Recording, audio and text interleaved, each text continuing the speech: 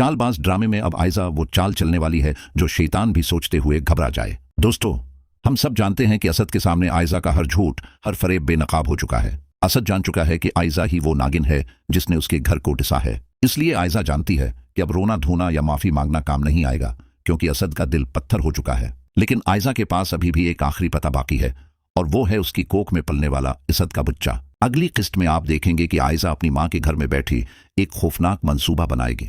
वो शीशे के सामने खड़े होकर अपने आप से कहेगी कि असद, तुम मुझे घर से निकाल सकते हो, लेकिन अपने खून को कैसे निकालोगे? आयजा फैसला कर लेगी कि वो असद को वापस पाने के लिए उस बच्चे को हथियार बनाएगी, चाहे उसके लिए उस बच्चे की जान ही क्यों ना खतरे में डालनी पड़े। हम देखेंगे कि आयजा जानबूझकर अपनी तबीयत खराब करने का ड्रामा करेगी, या शायद कोई ऐसी दवा खा लेगी जिससे उसकी हालत गैर हो जाए। आयजा अपनी मां के सामने तड़पने का नाटक करेगी और चीखेगी कि आमी, मेरे पेट में दर्द हो रहा है, मेरा बच्चा मर जाएगा। आयजा की मां, जो असद को सब सच बता चुकी थी, लेकिन आखिरकार वो एक नानी भी हैं, वो अपनी बेटी और आने वाले नवासे की यह हालत देखकर घबरा जाएंगी और फौरन कांपते हाथों से असद को फोन मिलाएंगी। जब असद का फोन बजेगा और वो स्क्रीन पर अपनी सास का नंबर देखेगा तो वो गुस्से से फोन काटना चाहेगा, लेकिन दूसरी तरफ से आयजा की मां रोते हुए कहेंगी कि असद बेटा, खुदा के लिए अस्पताल पहुंचो।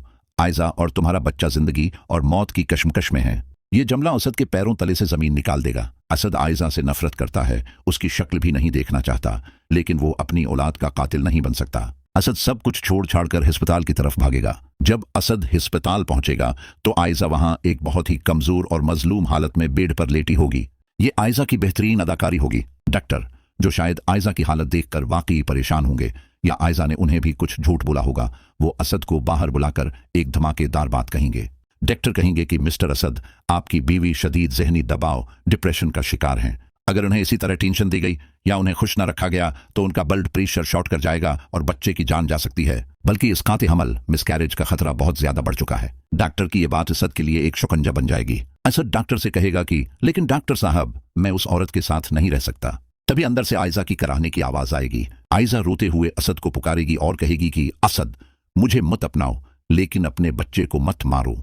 मैं मर जाऊंगी असद, मैं तुम्हारे बगैर नहीं जी सकती, और अगर मैं मर गई तो ये बच्चा भी मर जाएगा। आयजा असद को जज्बाती तौर पर ब्लैकमेल करेगी कि क्या तुम अपने बाप बनने की खुशी का गुला घोंट दोगे। ये वो लम्हा है जहां असद बुरी तरह फंस जाएगा। एक तरफ उसकी नफरत और अना है, और दूसरी तरफ एक मासूम जान है जो अभी दुनिया में आई भी नहीं है। असद सोचेगा कि अगर मैंने उसे वापस नहीं लिया और बच्चे को कुछ हो गया तो मैं सारी जिंदगी खुद को मुआफ नहीं कर पाऊंगा, मजबूर होकर, न चाहते हुए भी।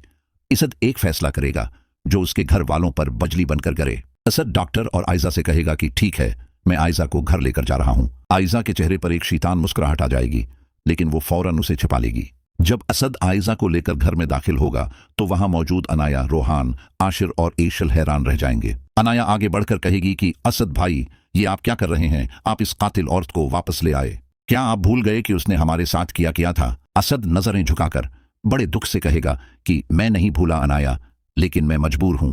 मैं आयजा को बीवी के तौर पर नहीं, बल्कि अपने बच्चे की मां के तौर पर लाया हूं। डॉक्टर्स ने कहा है कि अगर ये यहां नहीं रही तो बच्चा नहीं बचेगा। असद सबके सामने ऐलान करेगा कि आयजा इस घर में रहेगी, लेकिन सिर्फ तब तक जब तक मेरा बच्चा दुनिया में नहीं आ जाता। जिस दिन बच्चा पैदा हो गया, इस दिन आयजा का इस घर से रिश्ता खत्म हो जाएगा। असद का यह फैसला आयजा के लिए एक आर्जी जीत है, लेकिन आयजा के दिमाग में कुछ और ही चल रहा है। आयजा अपने कमरे में जाकर मुस्कुराएगी और सोचेगी कि ओसद, तुम मुझे 9 महीने के लिए लाए हो ना? देखना, उन 9 महीनों में मैं ऐसा खेल खेलूंगी कि तुम मुझे कभी निकाल नहीं पाओगे।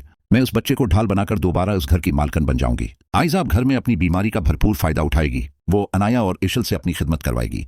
वो जानबूझकर उनसे पानी मांगेगी, पांव दबवाने का कहेगी और असद के सामने मजलूम बनेगी कि देखो असद, मेरी हालत ऐसी है और ये लोग मेरी मदद नहीं कर रहे। अगर अनाया इनकार करेगी तो आयजा ड्रामा करेगी कि मेरे पेट में दर्द हो रहा है, ताकि असद डर कर अनाया को डांट दे। इस तरह आयजा आहिस्ता आहिस्ता इसद और इसके घर वालों के दरमियान दोबारा दौरियां पैदा करने की कोशिश करेगी।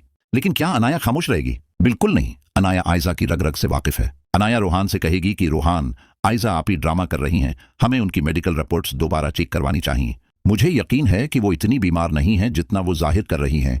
ये सिर्फ हमें गुलाम बनाने की साजिश है। रोहान, जो अब अनाया की हर बात पर यकीन रखता है, वो एक खफिया मिशन पर लग जाएगा। हो सकता है कि अगली एक साथ में रोहान उसी डॉक्टर के पास जाए जिसने आयजा की हालत नाजुक बताई थी, और वहां जाकर पता करे कि क्या वाकई आयजा की हालत इतनी खराब है या उसे पैसे देकर ये सब कहलवाया गया था।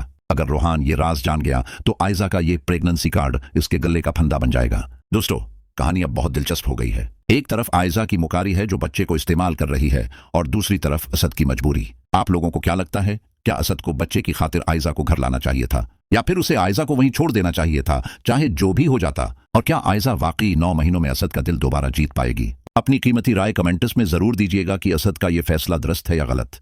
वीडियो पसंद आई हो तो लाइक करें और चैनल को सब्सक्राइब करना ना भूलें।